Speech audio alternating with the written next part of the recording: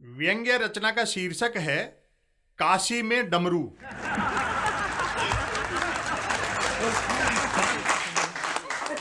महामारी से बचे तो बमबारी शुरू हो गई।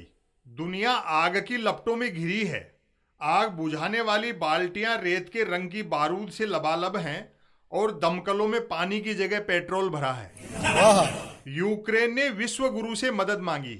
यूक्रेन बेचारा कहां जानता है कि जिससे टॉर्च मांगी जा रही है वह तो खुद मोमबत्ती ढूंढ रहा है। चिर विरोधी चुटकी ले रहे हैं कि मिशन गंगा के तहत यूक्रेन से भारतीयों को निकाल कर लाने के लिए बजाय 4-4 मंत्रियों को भेजने के खुद प्रधानमंत्री को जाना चाहिए था। रिकॉर्ड तोड़ विश्व भ्रमण से उन्हें संसार के हर गांव शहर के हर गली मोहल्ले के प्रवेश निकास के रास्ते भी पता हैं।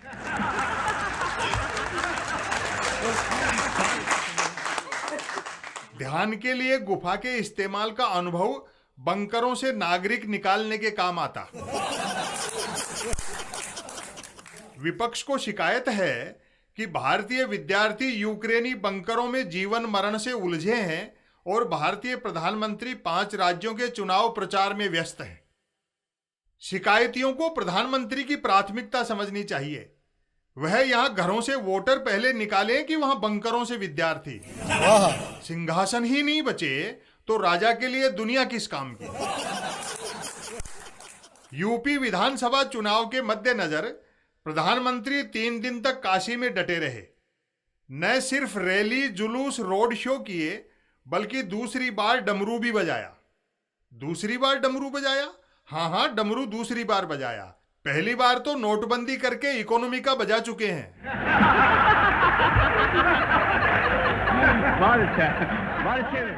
नरेंद्र मोदी की यही तो खूबी है कि संकट की घड़ियों में भी कमर्शियल ब्रेक से नहीं चूकते।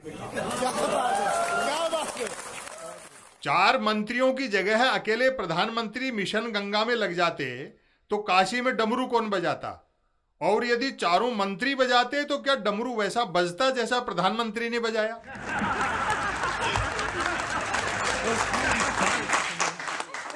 हवाई जहाज में बैठने से उतरने तक हर मंत्री यूक्रेन से लौटे नागरिकों को यह याद दिलाना नहीं भूला कि तुम सिर्फ नरेंद्र मोदी जी की ही वजह से बचे हो। गहराई से सोचा जाए तो बचाव अभियान भी हेर फेर के साथ विद्यार्थियों को पीएम के फोटो छपे थैले में 5 किलो अनाज और 1 किलो नमक बांटना जैसा ही रहा। संपूर्ण घटनाक्रम में 2 दृश्य रोचक रहे। पहला, यूक्रेन से लौटे नागरिकों का भाजपाई नेताओं ने गुलाब के फूल भेंट कर स्वागत किया। कमल के फूल वालों ने आगंतुकों को वह फूल भेंट किया जो नेहरू शेरवानी में टांगते थे। दूसरा, ग्वालियर महाराजा ज्योतिरादित्य सिंधिया तक को अपने काम का श्रेय नरेंद्र मोदी को देना पड़ा। लाख कोसों नेहरू को, लेकिन नेहरू प्रदत्त लोकतंत्र ही की खूबसूरती है कि एक महाराजा को एक चाय वाले के आदेश मानने पड़ रहे हैं।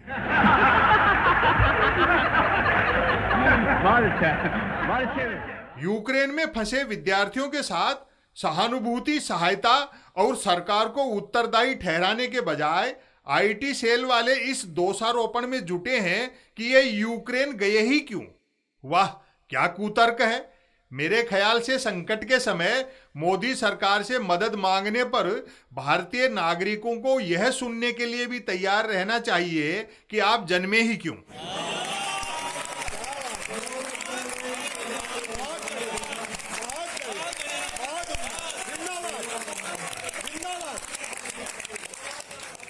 व्यक्ति पूजक भ्रम में न रहें।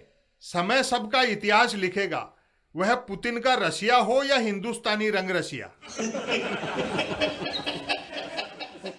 पूंजी, राजनीति और धर्म की जुगलबंदी ने जो पटकथा लिख दी है, सभी पात्रों को उसी के अनुसार अभिनय करना पड़ रहा है।